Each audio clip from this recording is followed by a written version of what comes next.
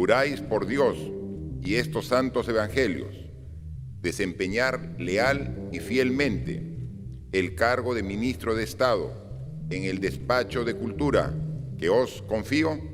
Sí, juro. Un reconocido arqueólogo y ex ministro de Cultura ha iniciado una batalla legal en contra de una exalumna suya que lo denunció por hostigamiento sexual. Estas denuncias que se hacen contra quienes fueron las que activaron una denuncia de violencia, terminan en realidad desincentivando a todas, ¿no? Es decir, como, mira, cállate porque mira lo que te va a pasar, ¿no? En junio del 2020, el periodista estadounidense Michael Walter publicó en su blog un informe que incluía los testimonios de 5 egresadas anónimas, peruanas y extranjeras, de la especialidad de arqueología de la Pontificia Universidad Católica del Perú, acusando a Luis Jaime Castillo Batres de haberlas hostigado sexualmente en el complejo arqueológico San José de Moro entre los años 2007 y 2013. Castillo Batres era el director del programa y las estudiantes estaban bajo su dirección. La Comisión Especial para la Intervención frente al Hostigamiento Sexual en la Universidad de la PUC abrió una investigación de oficio para corroborar y obtener mayor información sobre las denuncias anónimas. En agosto, la egresada Marcela Poirier denunció al docente ante la comisión por propiciar el consumo de alcohol en espacios educativos, excluirla de oportunidades académicas y por haber mostrado durante una clase la imagen de una mujer semidesnuda. Ella no aporta ninguna prueba para demostrar eso, ¿ok? Y a su vez yo tengo testigos de que eso nunca ocurrió y de que en 35 años de profesor en el Perú, en el extranjero, ¿no?, jamás en la vida ha ocurrido un hecho de ese tipo. Qué coincidencia que ella fue la única persona que vio eso. Ahora, el problema no es que lo haya visto, es que lo pueda demostrar. Son los dichos de Marcela, pero además hay un conjunto de testimonios también de otras estudiantes, ¿no? Que no activaron de manera directa la denuncia, como sí lo hizo Marcela, pero cuyos testimonios sí obran. Pero además también en la investigación que se hace dentro de la Universidad Católica, también participan docentes y otras autoridades de la universidad. Un mes después, la universidad recibió una carta firmada por 4 de las egresadas que habían ofrecido sus testimonios al periodista estadounidense en respaldo a su investigación y al contenido del reportaje. Sus nombres se mantienen en reserva, pero sus testimonios son elocuentes. La estudiante A señala que el docente investigado frecuentemente hacía comentarios acerca de las mujeres en San José de Moro en relación a que deberían usar menos ropa mientras excavaban. Asimismo, que un estudiante de la comunidad LGTBIQ+, se sentía particularmente aludido por el docente investigado, quien comentaba y se comportaba de manera despectiva, dado que se burlaba de él o ella y animaba a otros arqueólogos a hacer lo mismo. Es preciso señalar que este testimonio ha sido soportado por él o la docente A, quien indica que la exalumna acudió a él en el momento en que ocurrieron los hechos señalados. Así, manifestó que la exalumna luchó por largo tiempo para quedarse en la especialidad de arqueología, pero que finalmente fue inútil. Señala que luego de la segunda temporada junto con el docente investigado fue suficiente, que la exalumna estaba realmente incómoda, molesta, perturbada, que estuvo muy emocionada con las excavaciones, que no podía dejar de llorar, que no podía creer que así era la manera en que se trabajaba en arqueología. Sobre el particular, la ex estudiante B señala que el docente investigado hacía comentarios hacia su cuerpo y su peso, además de sugerencias respecto a usar menos ropa. Esta situación le habría causado problemas que hicieron que su trabajo se dificultara y crearon obstáculos para la obtención de su grado PhD. Asimismo, podemos advertir que además de brindar su propio testimonio, soporta el testimonio del estudiante A por haber sido testigo presencial de lo narrado por esta última. El testimonio del estudiante B también fue avalado por el profesor A, quien confirmó que la alumna le contó lo sucedido en la fecha señalada, pero las acusaciones de las estudiantes C y D son aún más graves. La estudiante C es una ex estudiante peruana de arqueología que trabajó en San José de Moro solo un año. Durante ese tiempo dice que Castillo la presionaba para que se acostara con él, prometiéndole que si accedía le daría mayores responsabilidades en la excavación. La estudiante rechazó a Castillo, aunque con dificultad, porque no se sentía cómoda contándoles a otros alumnos o colegas lo que estaba pasando. Dijo que estaba aterrada. La estudiante D es una ex estudiante de la PUC donde enseña Castillo. Afirma que Castillo no le pidió acostarse con él, pero coqueteaba insistentemente con ella, a veces incluso en clase, e intentó convencerla de ir a tomar un trago con él fuera de la clase. Dice que aceptó ir a tomar con él en una ocasión y que desde ese momento logró esquivarlo. Finalmente, la estudiante E lo acusó de haberla utilizado para conseguir financiamiento para el proyecto. Según este testimonio, el docente investigado se refería a ella como Linda Blanquita. Asimismo, que a pesar de que durante las excavaciones utilizaban ropas cortas por el intenso calor, el docente investigado les instaba a usar menos ropa. Incluso una vez mientras excavaban en shorts y en sostén deportivo, el docente investigado se acercó y le dijo que algunos representantes de un proyecto irían a visitarlos y que necesitaba que usara esa vestimenta. A su vez, la estudiante E indica que el docente investigado le habría solicitado que se vistiera de determinada manera y bailara con los visitantes varones. Además, le solicitó que se sentara con los hombres durante el almuerzo o la cena, e incluso acompañarlo a otras fiestas para ayudar a entretener. Finalmente señala que la utilizaba como acompañante femenina y que fungía como un proxeneta, que realmente la utilizaba de maneras inapropiadas.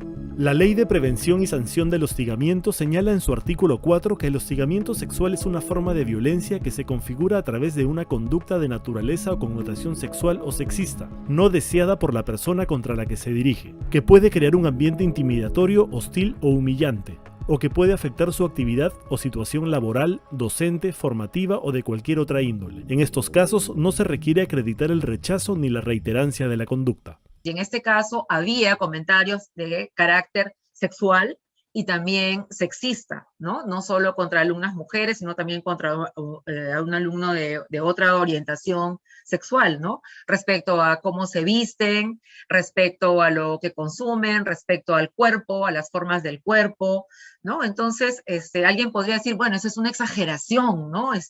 10 años atrás nuestra cultura y nuestra forma de trato era diferente. No, eso ya estaba, ¿no? Estaba en la ley desde inicios del 2000, además. Quizás estamos asistiendo, o ya asistimos a un cambio de época, ¿no? Y todavía hay resistencias, ¿no? A decir o aceptar que esto no se puede hacer más, pero no solo que no se puede hacer, sino que si se hacía antes, estaba mal.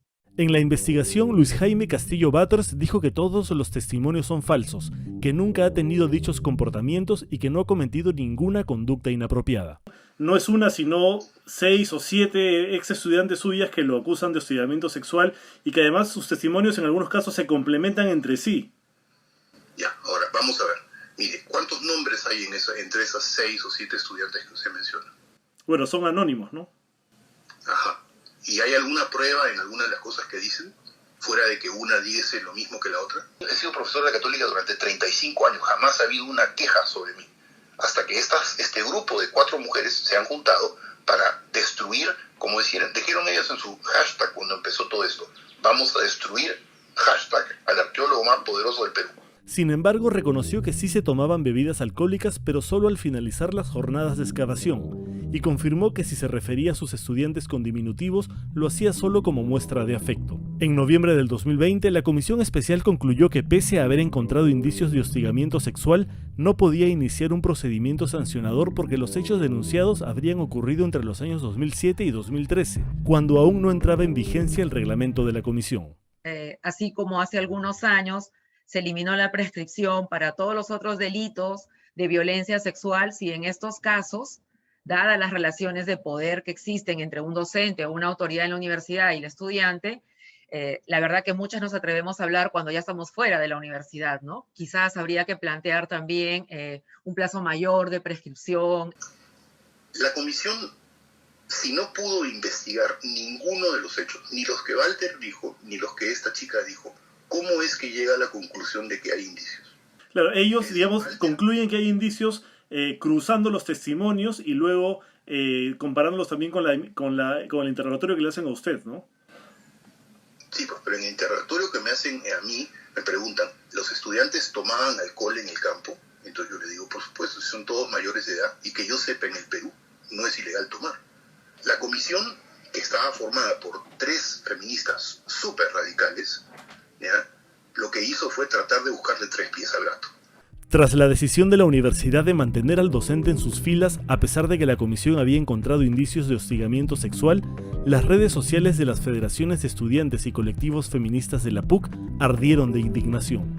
La respuesta de Castillo Batters fue denunciar por difamación ante la Secretaría Técnica de Procedimientos Disciplinarios de la universidad a 6 estudiantes que compartieron estas publicaciones, y este órgano les abrió proceso disciplinario. No importa que en el proceso proceso me hayan destruido la carrera, ¿no es cierto? No importa que hayan puesto en riesgo mi trabajo, no importa que mi familia haya estado amenazada, no importa que hayamos recibido anónimos y llamadas por teléfono, no importa que mi hijo, ¿no es cierto?, tenga que abrir internet y ver que su padre es un miserable acosador, ¿se da cuenta? No importa. El propósito es, vamos a demostrar que un hombre poderoso es un acosador. Siempre podremos decir el profesor Castillo Batters, ¿no es cierto?, ha sido investigado por acoso sexual. No fue sancionado porque habían prescrito los hechos, pero la comisión que investigó encontró que habían indicios suficientes con los testimonios recogidos y con lo indagado. Podremos decírselo así, ¿no? Pero no podremos decir que fue absuelto, que no había pruebas suficientes. No, hubo prescripción. Marcela Poirier, cuya denuncia también fue archivada, además de comentar el caso en redes sociales, presentó una queja ante la Academia Nacional de las Ciencias de los Estados Unidos, de la que Castillo era miembro, solicitándole que tomara acciones. Y en octubre del año pasado, la NAS expulsó a Castillo Batters de sus filas. Castillo respondió con una demanda penal contra Marcela por difamación agravada, además de exigirle el pago de 200.000 soles como reparación civil. ¿No le parece un acceso pedirle el pago de 200.000 soles, además de la pena de cárcel que la jueza le podría imponer si la declara culpable? Mire, lo que pasa es que en el Poder Judicial en el Perú, por casos de esta naturaleza, usted pide 200.000, le dan 5.000. O sea, usted dice que ha pedido una suma alta para asegurar una suma menor.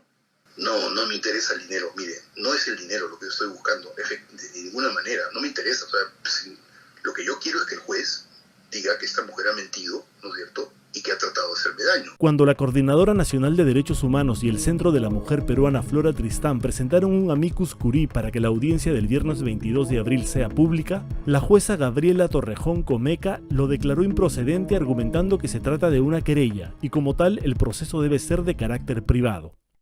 Cuando hay violencia de género, el Estado peruano y todas sus autoridades tienen una obligación de protección que se llama protección reforzada. Es decir, si yo a todos los ciudadanos tengo que garantizarles sus derechos y respetárselos, cuando estoy frente a situaciones de violencia o cuando los violentados son menores de edad, mi deber de protección es mayor, ¿no? Entonces, con mayor razón en este caso, que lo que dio origen es una supuesta situación de violencia, ¿no es cierto? Entonces, había un interés público y una obligación mayor de la jueza de abrir la causa para garantizar esos derechos también, ¿no? La defensa de Castillo se centra en que solo existen testimonios en su contra y que no se puede sancionar a alguien ni laboral ni socialmente solo por los dichos de otras personas. La presunción de inocencia y la obligatoriedad de que el que denuncia demuestre lo que denuncia es la base sobre la cual se asienta nuestro sistema jurídico. El peso probatorio siempre tiene que estar del lado del que denuncia. El que denuncia tiene que decir, ¿no es cierto?, cuáles son los argumentos que utiliza para denunciar. Y en el sistema judicial, y yo lo dije y mi amiga me corrobora y mi otra amiga me corrobora y todas los que somos parte de esta ONG nos corroboramos entre todos, eso no funciona. ¿Se da cuenta? Usted tiene que tener evidencia de lo que está diciendo. Y si no la tiene, lamentablemente no puede acusar. Ahora, ¿es injusto eso para las mujeres? Porque hay casos muchísimos en los cuales han habido abusos, sí. Y para mí, mire, es odioso, asqueroso, que me metan en el mismo saco con profesores acosadores y cosas por el estilo, pero yo no soy un acosador. Lo que te dice hoy en día el acuerdo plenario de la Corte Suprema es que el solo dicho de las víctimas tiene valor de prueba en los delitos que tienen que ver con la libertad sexual, etc. Entonces se dijo, el solo testimonio es prueba, ¿ya? No significa que sea prueba plena, prueba absoluta, única prueba, etc. Dicen, el solo testimonio de una víctima es una prueba. Y más bien dicen, ¿cuándo yo tendría que pensar que esa prueba, que ese testimonio tiene menos valor? O sea, ¿cuándo? Cuando yo busco por atrás de eso y encuentro que, ya, de repente sí, pues esta alumna resulta pues que el profe la había jalado o su papá tenía una deuda con o tienen un pleito anterior de 50 años. Entonces eso puede poner en cuestión la credibilidad, ¿no es cierto? Organizaciones defensoras de los derechos humanos y de la mujer han expresado su preocupación por la negativa de la jueza a permitir que sean públicas las audiencias en las que se evaluará la denuncia por difamación interpuesta por el ex ministro de Cultura Luis Jaime Castillo Batters contra una de las mujeres que lo denunció públicamente por hostigamiento sexual.